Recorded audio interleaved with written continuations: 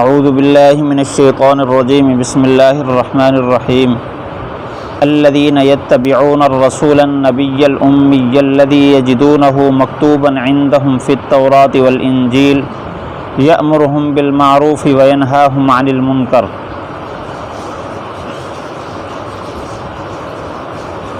وہ لوگ جو اتباع کریں گے ایسے رسول کی جو نبی امی ہیں، وہ رسول جن کا تذکرہ جن کو لکھا ہوا پاتے ہیں اپنے پاس تورات اور انجیل میں، کہ وہ ان کو حکم کرتے ہیں نیکی کا اور روکتے ہیں ان کو برائی سے۔ ان آیات میں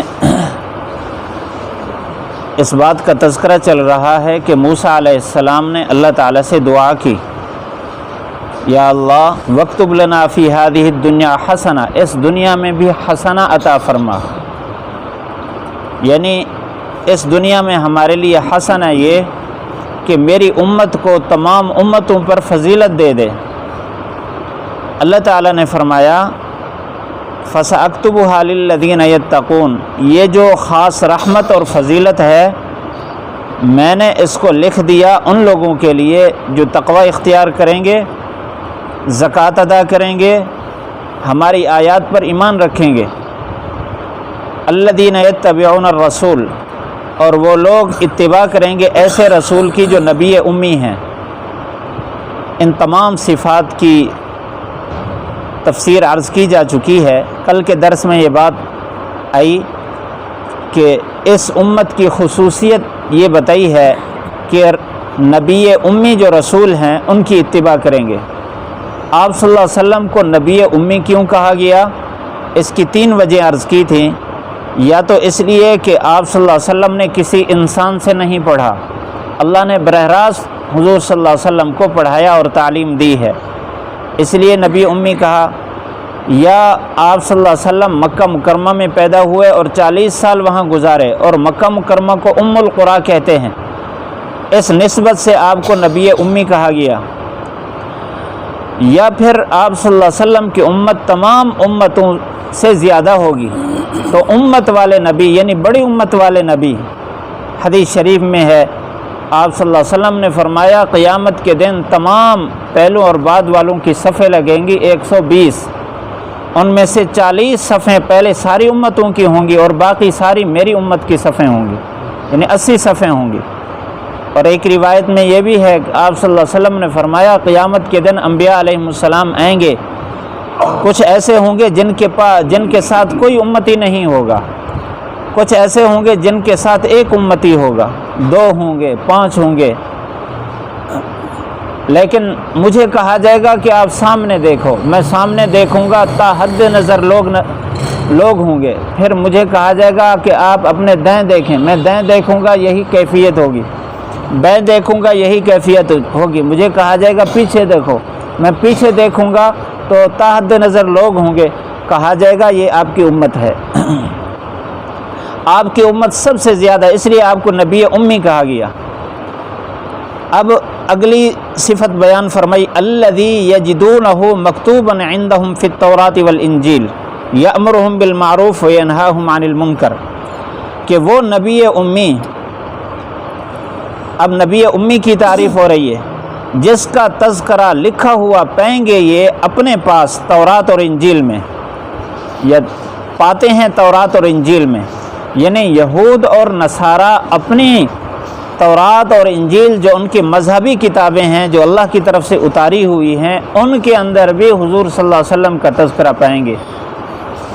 روایت میں ہے ایک صحابی ہیں جن کا نام ابو سہر عقیلی رضی اللہ تعالیٰ عنہ، دیہات کے رہنے والے تھے۔ آپ صلی اللہ علیہ وسلم کے ساتھ محبت تھی تو شہر میں بھی آتے جاتے تھے، آپ صلی اللہ علیہ وسلم کی مجلس میں بیٹھتے تھے۔ یہ کہتے ہیں کہ میں آپ صلی اللہ علیہ وسلم کی زیارت کے لیے مدینہ منورہ آیا تو میں اس حالت میں آیا، آپ صلی اللہ علیہ وسلم اس وقت صحابہ اکرام کے چند افراد کو لے کر آپ جا رہے تھے ایک یہودی، مدینہ منورہ میں رہنے والے یہودی کے بیٹے کی بیمار پرسی کے لیے، کہ یہودی کا ایک بیٹا تھا جو حضور صلی اللہ علیہ وسلم کی مجلس میں آتا جاتا تھا اور آپ کی خدمت بھی کرتا تھا، وہ بیمار ہو گیا۔ آپ صلی اللہ علیہ وسلم نے پوچھا کہ ایک بچہ آتا تھا یہاں، وہ اتنے دن سے نظر نہیں آ رہا۔ صحابہ اکرام نے بتایا کہ وہ بیمار ہے۔ آپ صلی اللہ علیہ وسلم نے فرمایا چلو اس کی تیمارداری کر کے آتے ہیں۔ صحابہ اکرام جس میں حضرت عمر، حضرت صدیق اکبر رضی اللہ عنہ، حضرت عمر رضی اللہ تعالیٰ عنہ، چند اور صحابہ تھے۔ کہتے ہیں جب وہاں پہنچے تو وہ کافی بیمار تھا۔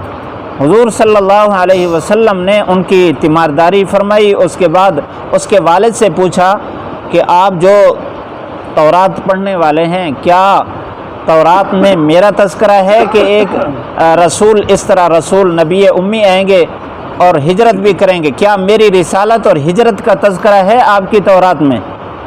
تو اس نے کہا کہ نہیں، ہماری تورات میں آپ کا کوئی تذکرہ نہیں ہے۔ فوراً وہ بچہ بول پڑا، اس نے کہا کہ نہیں، میرے باپ جھوٹ بولتے ہیں، تورات میں آپ کا بہت تذکرہ ہے، آپ کی رسالت اور ہجرت کا بھی تذکرہ ہے۔ آپ صلی اللہ علیہ وسلم بڑے خوش ہوئے۔ تو اس کی جان کنی کا عالم تھا اور سانس نکلنے کے قریب تھا۔ حضور صلی اللہ علیہ وسلم نے فرمایا کہ کیا تم میرا کلمہ نہیں پڑھ لیتا؟ اس نے اپنے باپ کو ایسے آنکھ کھول کر دیکھا۔ اس کے باپ نے کہا کہ ابو القاسم کی بات مان لو۔ تو اس بچے نے فوراً کلمہ پڑھا اور اس کی روح پرواز کر گئی۔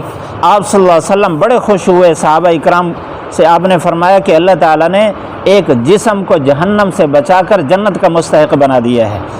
تو بہرحال اس میں یہ تذکرہ ہے کہ تورات میں اللہ تعالیٰ نے حضور صلی اللہ علیہ وسلم کی رسالت اور ہجرت کا تذکرہ فرمایا ہے۔ روایت میں ہے روح المعانی تفسیر میں کہ تورات میں آپ صلی اللہ علیہ وسلم کا تذکرہ اس طرح آیا ہے، اگرچہ ہے عبرانی اور سریانی زبانوں میں یہ کتابیں، لیکن وہاں یہ تذکرہ ہے انا ارسلناک شاہدا و مبشرا و نذیرا، کہ اللہ تعالیٰ نے آپ کو بھیجا کہ آپ کو شاہد بنایا، مبشر بنایا، نذیر بنایا، خوشخبری دینے والا، ڈرانے والا، اور امتوں پر گواہ بنایا۔ اور ساتھ ہی یہ ہے کہ وہ نبی ایسے ہیں لیس بفظ ولا غیظ ولا سخاب فی الاسواق، کہ نہ وہ زیادہ غصے ہونے والے اور نہ ہی سخت مزاج ہیں اور نہ ہی بازار میں شور شرابہ کرنے والے۔ اور آپ صلی اللہ علیہ وسلم کے اخلاق کو اس میں بیان کیا گیا، آپ صلی اللہ علیہ وسلم کی صفات کو بیان کیا گیا۔ اور تورات میں اس بات کا بھی تذکرہ ہے کہ ایک نبی آئے گا ایسا جو فاران سے ظاہر ہوگا 10,000 کے قدسی لشکر کے ساتھ۔ جب حضور صلی اللہ علیہ وسلم نے مکہ فتح فرمایا تو آپ کے ساتھ 10,000 صحابہ تھے۔ تو جب یہودیوں نے دیکھا کہ یہ بات تو سچی آ رہی ہے اور صحابہ کرام کے لیے قدسیوں کے الفاظ استعمال ہوئے ہیں، تو انہوں نے فوراً اس میں تعریف کر لی اور 10,000 کی جگہ لاکھوں لکھ دیا کہ لاکھوں قدسی ظاہر ہوں گے۔ بہت جگہ جہاں بھی وہ آپ صلی اللہ علیہ وسلم کا تذکرہ پاتے اس میں تعریف کر دیتے۔ اللہ تعالیٰ نے قرآن مجید فرمایا یحرفون الکلم عن مواضعہ، کہ وہ کلمات کو اپنی جگہ سے ہٹاتے ہیں۔ بہت ساری جگہوں پر انہوں نے تحریف کی، اس کے باوجود بھی آج تک ان کے پاس تورات کے جو نسخے ہیں، اگرچہ بہت زیادہ رد و بدل ہو چکی، لیکن پھر بھی کہیں نہ کہیں حضور صلی اللہ علیہ وسلم کی اور صحابہ کی اور اس امت کی صفات پائی جاتی ہیں۔ اللہ تعالیٰ نے تفصیل کے ساتھ تذکرہ فرمایا۔ ایک روایت میں ہے کہ حضرت داؤد علیہ السلام کو اللہ تعالیٰ نے یہ بات فرمائی کہ میرا ایک نبی آنے والا ہے جو آخری زمانے میں آئے گا۔ تو یہ زبور کے اندر حضور صلی اللہ علیہ وسلم کا تذکرہ ہے کہ وہ نبی ایسا ہوگا جو تمام انبیاء کی صفات کا مجتمع ہوگا، تمام انبیاء کی صفات ان میں پائی جائیں گی، اور ان کی جو امت ہوگی میں ان کو خصوصیات سے نوازوں گا۔ پھر اس میں تفصیل ہے کہ جس طرح میں نے تمام انبیاء کو فرائض دیے ہیں پہلے، یہ فرائض میں اس امت کو دوں گا۔ جس طرح پہلے انبیاء کے نوافل تھے وہ نوافل میں اس امت کو دوں گا۔ جو عبادات، نفل عبادات پہلے انبیاء کے پاس تھی وہ اس امت کو دوں گا۔ جو حج پہلے انبیاء کا تھا وہی حج اس امت کو دوں گا۔ تفصیل کے ساتھ اللہ تعالیٰ نے تذکرہ فرمایا زبور میں۔ یہ اس امت کی خوش قسمتی ہے کہ اللہ تعالیٰ نے انبیاء کو جو خصوصیات عطا فرمائی وہ خصوصیات اس امت کے پاس ہیں۔ تو تورات، زبور، انجیل میں اللہ تعالیٰ نے حضور صلی اللہ علیہ وسلم کا تذکرہ بھی فرمایا۔ انجیل میں جو تذکرہ ہے اللہ تعالیٰ نے اس کا تذکرے کو قرآن مجید میں بھی بیان فرمایا۔ حضرت عیسیٰ علیہ السلام نے اپنی قوم کو یہ بات بتائی کہ مبشرم برسول یأتی من بعد اسمہ احمد، کہ میں تمہیں خوشخبری دیتا ہوں کہ میرے بعد ایک رسول آنے والے ہیں جس کا نام احمد ہے. اور یہ احمد عربی کا لفظ ہے، یہی لفظ انجیل کے اندر فارقلیت کے الفاظ کے ساتھ ہے، جس کا مطلب یہ ہے کہ ایسی صفات والا، جیسی صفات پوری مخلوق میں اور کسی میں نہیں پائی جاتی، ایسی صفات والا نبی آئے گا. تو اللہ تعالیٰ نے انجیل میں بھی تفصیل سے تذکرہ فرمایا. تو یہاں فرمایا الذی یجدونہ، وہ نبی جس کا تذکرہ یہ پاتے ہیں لکھا ہوا عندہم فی التوراۃ والانجیل، تورات میں بھی اور انجیل میں بھی.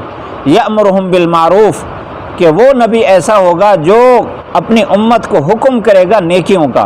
معروف کہتے ہیں ہر اس کام کو جو شریعت کے اعتبار سے بھی اچھا ہو اور انسان کی فطرت کے اعتبار سے بھی اچھا ہو، فطرت سلیمہ بھی اس کو اچھا سمجھے اور شریعت میں بھی وہ اچھا ہو. اور وینہاہم عن المنکر، منکر کہتے ہیں اس کو جس کو شریعت بھی غلط سمجھے اور انسانی فطرت اور مزاج بھی غلط سمجھے. اب اللہ کی عبادت کرنا، لوگوں پر خرچ کرنا، کسی کے ساتھ خیر خواہی کرنا، یہ ساری چیزیں ایسی ہیں جس کو مزاج انسان کا بھی اچھا سمجھتے اور شریعت بھی اچھا کہتی ہے.